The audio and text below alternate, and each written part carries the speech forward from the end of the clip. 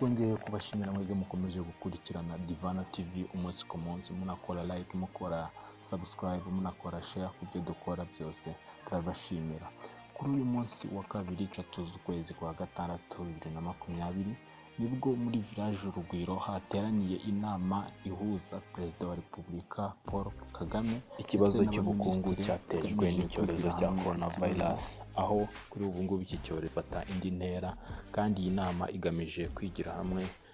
n'ingamba zafatwa mu kwirinda iki cyorezo, aho usanga kirimo kirafata indi ntera umunsi ku munsi,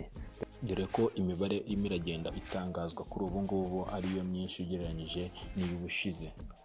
kubera ko mu minsi ibiri ishize hagaragaye abantu 71 banduye icyorezo cya coronavirus mu Rwanda. Ni ibingibi bishatse kuvuga ko habaye hadafashwe ingamba zikarishye mu Rwanda icyorezo cyafata indi ntera, bityo rero iyi nama hakaba hari bufatirwemo imyanzuro yo kwirinda iki cyorezo cya coronavirus igamije kurinda abaturage kwandura, kandi nanone hakaba hari bufatirwemo ingamba ubukungu bwazahajwe n'icyorezo cya coronavirus muri uno mwaka.